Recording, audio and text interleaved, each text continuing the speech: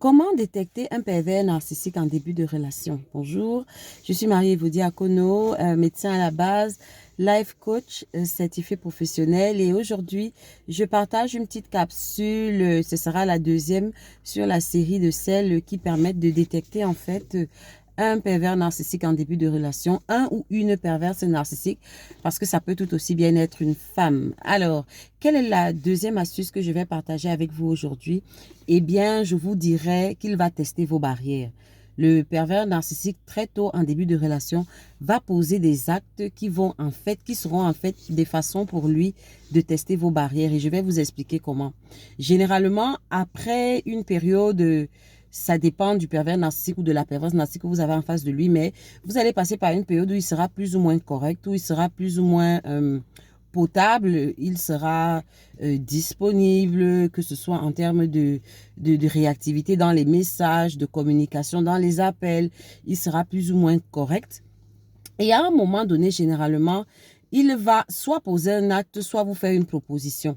Alors, dans l'acte qu'il va poser, mais généralement, le tout sera autour d'une promesse. C'est-à-dire qu'il va vous faire une promesse. Le pervers narcissique ou la perverse narcissique va vous faire une promesse genre demain on fera ceci. C'est généralement ça. Demain on fera ceci. Et ça, généralement, c'est après une période soutenue où vous avez été bombardé d'attention, où vous avez été le centre de son attention.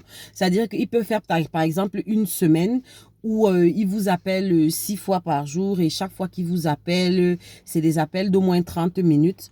Et juste après cette semaine, il va vous faire une promesse. Déjà, ce que j'allais déjà vous dire, c'est que même pendant la période où il sera très serviable, voilà, apparemment très amoureux de votre personne, ce qui va se passer, si vous remarquez bien, il va faire des gestes qui auront tendance à tester vos barrières. C'est-à-dire, par exemple, il va vous appeler à 6 heures du matin. Ou bien il va vous appeler à 22 heures. C'est-à-dire, il va vous envoyer un message à 22 heures, des heures normalement auxquelles vous êtes censé être couché. Des heures normalement auxquelles on n'appelle pas quelqu'un, surtout quelqu'un avec qui on n'est pas très familier, avec qui on n'est pas très intime. Mais ce personnage, lui, il va oser justement le faire pour essayer de briser une de vos barrières, pour essayer justement de voir quelle est la qualité de vos barrières, si vous avez de bonnes barrières, si vous savez faire la différence entre quelqu'un que vous venez à peine de connaître ou bien si vous êtes comme une passoire où vous acceptez comme ça le premier venu dans votre vie. Et généralement, comme nous sommes bien disposés, nous n'avons pas de mauvaises intentions, du moment que quelqu'un a été très gentil avec nous, vous n'aurez pas d'a priori et vous allez vous laisser aller à parler, à prendre l'appel de cette personne à des heures indues. Et sauf que vous allez le faire spontanément en vous disant que non, on peut être relax. Je peux ne pas être difficile sur ce point avec cette personne vu que elle m'a l'air sympa, elle m'a l'air gentille. Sauf que vous avez envoyé un message à cette personne-là que mes barrières sont poreuses et je suis un candidat à être manipulé. Je suis un candidat à être torturé et utilisé. Et c'est fort donc de cette expérience-là qu'il va donc vous proposer l'astuce que je vais partager avec vous. C'est-à-dire que après une période où il a été très gentil, en début de relation, le pervers narcissique ou la perverse narcissique va vous faire une proposition, il va vous faire une promesse qu'on va faire ceci tel jour. Et justement, il va, c'est-à-dire de façon brutale, se retirer. Il va brutalement se retirer. C'est-à-dire que vous qui étiez habitué depuis une semaine déjà à un rythme d'au moins 5 appels téléphoniques par jour, à un rythme de 2 heures de conversation par jour, subitement comme ça, là, il va faire l'invisible pendant une journée. Et ça va tomber généralement la journée où il vous avait fait la promesse quelque temps auparavant qu'on va faire ceci tel jour. C'est justement à cette journée-là que, comme par hasard, il va disparaître des écrans radars. Aucun signe de vie, aucun appel, aucun WhatsApp. Vous allez même sur WhatsApp, vous ne le voyez pas. Rien. Ce sera un silence. Et là, vous allez vous dire que, okay, de toute façon, avec toute la gentillesse qu'il m'a donnée, toute la sympathie qu'il m'a donnée, peut-être cette personne a eu un imprévu ou bien il y a quelque chose, il y a une urgence, peut-être il vit quelque chose de compliqué. Donc, peut-être il faudrait que j'appelle cette personne. Sauf que vous êtes en train de faire exactement ce qu'il veut. Parce qu'il teste vos barrières. Et c'est comme ça que vous allez vous retrouver à appeler cette personne pour savoir que, bonjour, je voulais juste savoir si tout va bien, parce que je n'ai pas eu ton signe depuis. Et il va dire, et il va donc vous pondre une excuse à dormir debout. Il va vous raconter, ou elle va vous raconter une histoire à dormir debout, quelque chose qui n'a pas de sens. Il va vous raconter, genre, non, j'ai mon arrière-grand-mère qui a fait un infarctus. Et tout ça, c'est du pipeau. C'est du pipeau.